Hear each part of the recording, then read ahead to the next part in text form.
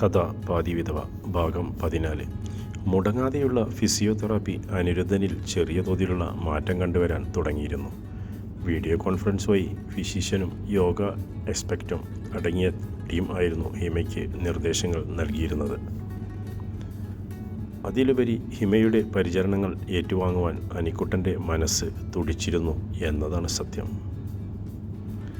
അതിരാവിലെ അനിക്കുട്ടനെ വിളിച്ചുണർത്തി തുളസിക്കതിരിട്ട കാച്ചിയ നല്ലെണ്ണ തലമുടിയിൽ തേച്ച് പിടിപ്പിച്ച് കുറച്ചു നേരം അങ്ങനെ ഇരുത്തും.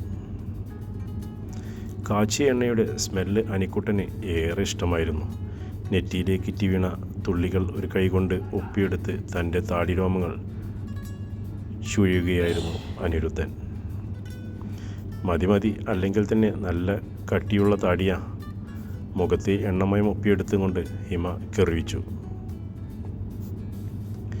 നിനക്കിഷ്ടമല്ലേ എൻ്റെ താടി മീശ? ഈ കട്ടിമീശ ആർക്കാ ഇഷ്ടമാവാത്തേ? പക്ഷേ താടി വേണ്ട അനിയേട്ടാ, ഹിമ ചിണിങ്ങിക്കൊണ്ട് പറഞ്ഞു. ഇത് ഡ്രിം ചെയ്യാൻ തന്നെ എന്തൊരു പാടാ. താടിയിൽ ഒഴിഞ്ഞുകൊണ്ടാണ് ഹിമയത് പറഞ്ഞത്. കുളിയൊക്കെ കഴിഞ്ഞു വന്നതും അനിക്കുട്ടനെയും കൊണ്ട് ഹിമ ഡൈനിങ് ടേബിളിന് മുന്നിലെത്തി. മൂപ്പരുടെ ഫേവറേറ്റായ പൂ പോലത്തെ ഇഡ്ഡലിയും തക്കാളി ചട്നിയും സാമ്പാറും അവിടെ ഒരുക്കിയിരുന്നു. കഴിക്കാൻ തുടങ്ങും മുന്നേ ഹിമയോട് ഒപ്പം ഇരിക്കാൻ ആവശ്യപ്പെട്ടു. തനിക്കുള്ളത് കൂടി ഒരു പ്ലേറ്റിൽ വിളമ്പി അവനോടൊപ്പം ഹിമയും കഴിക്കാനിരുന്നു. അവൻ കഴിച്ചുകൊണ്ടിരിക്കുന്നതിനിടെ ലക്ഷ്മി സ്റ്റെപ്പ് ഇറങ്ങി വരുന്ന ശബ്ദം കേൾക്കുന്നുണ്ടായിരുന്നു. ഡൈനിങ് ടേബിളിനടുത്തെത്തിയ ലക്ഷ്മി ഒന്ന് മുരടനക്കി. അവളെ കണ്ടതും ഹിമ പ്ലേറ്റ് എടുത്ത് എണീക്കാൻ ഒരുങ്ങി. കഴിച്ചു തീർന്നില്ലല്ലോ? അനിക്കുട്ടൻ ചോദിച്ചു. ഹിമേ, നിന്റെ ജോലി പരിചരണം മാത്രമാണ്. ഊട്ടലും ഉറക്കലുമൊക്കെ നീ ചെയ്യേണ്ടതില്ല, ലക്ഷ്മിയുടെ താക്കീത് നൽകി. എന്നോടൊപ്പം ഭക്ഷണം കഴിച്ചതാണോ അവൾ ചെയ്ത കുറ്റം? എഴുന്നേൽക്കാൻ തുനിഞ്ഞ് ഹിമയെ തടഞ്ഞുകൊണ്ട് അനിക്കുട്ടൻ ചോദിച്ചു. ഓഹോ, ഇത്രയും നാൾ അരുണിമയെ മാത്രം മനസ്സിൽ കൊണ്ട് നടന്നിരുന്ന നിങ്ങൾക്ക് ഇപ്പോൾ അതെല്ലാം മറന്നാലോ? പഴയതൊക്കെ ഓർമ്മിപ്പിച്ച് അനിക്കുട്ടനെ തളർത്താനായിരുന്നു ലക്ഷ്മിയുടെ ശ്രമം. ഇഷ്ടക്കേട് തുറന്നു കാട്ടി ലക്ഷ്മി തിരികെ റൂമിലേക്ക് പോന്നു. അനിരുദ്ധന് ഹിമയോടുള്ള സമീപനം അവളെ കൂടുതൽ അസ്വസ്ഥയാക്കി.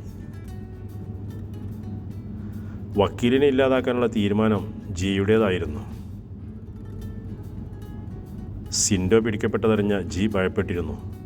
അന്വേഷിച്ചു വരുന്നവർക്ക് മുന്നിൽ നിന്ന് രക്ഷപ്പെടാൻ വക്കീലിനെ കരുവാക്കുകയായിരുന്നു.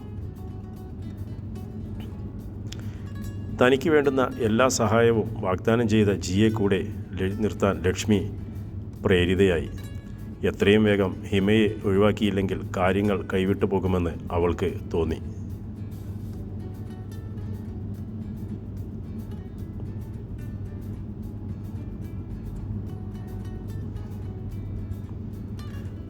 ജയമോഹനൻ ഒട്ടും വൈകാതെ തന്നെ വിനുവിനെയും കൂട്ടി ബാംഗ്ലൂരിലേക്ക് പുറപ്പെടുകയായിരുന്നു. മൊബൈലിൽ പറഞ്ഞിരുന്ന അഡ്രസ്സായിരുന്നു അവരുടെ ലക്ഷ്യം. പുറപ്പെടും മുന്നേ ബാംഗ്ലൂരിലുള്ള ഫ്രണ്ട്സിനെ വിനു കോണ്ടാക്റ്റ് ചെയ്തിരുന്നു. പെൺവാണിഭ സംഘത്തിൽ അകപ്പെട്ട ഹേമയെ രക്ഷിക്കുകയായിരുന്നു അവരുടെ ലക്ഷ്യം.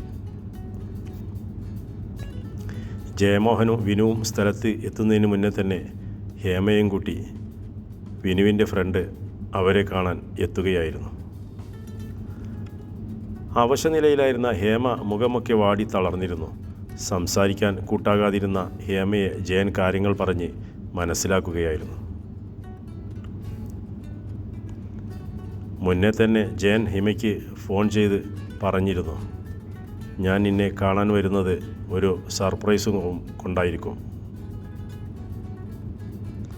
ഹിമ എത്ര ആലോചിച്ചിട്ടും സർപ്രൈസ് എന്താവുമെന്ന് ഒരു പിടിയും കിട്ടിയില്ല.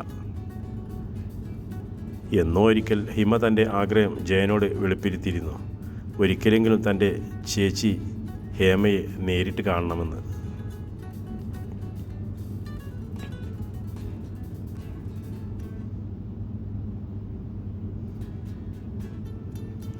ആ പഴയ ഫാക്ടറിക്കുള്ളിൽ വെച്ച് വക്കീലിനെ അപായപ്പെടുത്തി അവിടെ നിന്ന് രക്ഷപ്പെടും മുന്നേ ജി തെളിവുകളൊക്കെ നശിപ്പിച്ചിരുന്നു. അയാളെപ്പറ്റി ഒരു തുമ്പും ലഭിക്കാതിരിക്കാൻ തങ്ങൾ ഉപയോഗിച്ചിരുന്ന എല്ലാ വസ്തുക്കളും പാക്ക് ചെയ്യുവാൻ അനുചരന്മാരോട് ആജ്ഞാപിച്ചിരുന്നു. ഇതിനിടെ ചിന്നിച്ചിതറിയ മൊബൈൽ പെറുക്കിയെടുക്കാൻ ശ്രമിച്ച ലക്ഷ്മിയെ അയാൾ വിലക്കി. ആ ഫോൺ ഉപയോഗിച്ച് നമുക്ക് ഒരു കളി കളിക്കാം. ജി എന്താണ് ഉദ്ദേശിച്ചതെന്ന് ലക്ഷ്മിക്ക് അന്നേരം മനസ്സിലായില്ല. തങ്ങളെ തേടി വരുന്നവർ സിൻഡോയും കൂട്ടരും ഇവിടെ പരിശോധന നടത്തുവാൻ ഫോൺ കൈക്കലാക്കുമെന്നും ജി ഊഹിച്ചിരുന്നു. അയാളുടെ കണക്ക് കൂട്ടലുകൾ തെറ്റിയില്ല. ആ ഫോണിലേക്ക് ഹേമയുടെ ചിത്രവും അഡ്രസ്സുമൊക്കെ അയച്ചതിന് പിന്നിൽ ജിയുടെ ബുദ്ധിയായിരുന്നു. ഹിമയുടെ ചേച്ചി ഹേമ ജിയുടെ സംഘത്തിൽപ്പെട്ടിട്ടുള്ള വിവരം ലക്ഷ്മിയെ അതിശയിപ്പിച്ചിരുന്നു. അനിരുദ്ധൻ്റെയും ജയമോഹനും ഇടയിൽ നമ്മളിൽ ഒരാൾ ഉണ്ടാവുന്നത് കാര്യങ്ങൾ നമുക്ക് സാധകമാവാൻ എളുപ്പമാവും. ഹേമ നമ്മോടൊപ്പം നിൽക്കുമോ? അവളെ വിശ്വസിക്കാമോ? അതിന് മറുപടിയായി കേട്ടത് ജിയുടെ അട്ടഹാസമായിരുന്നു.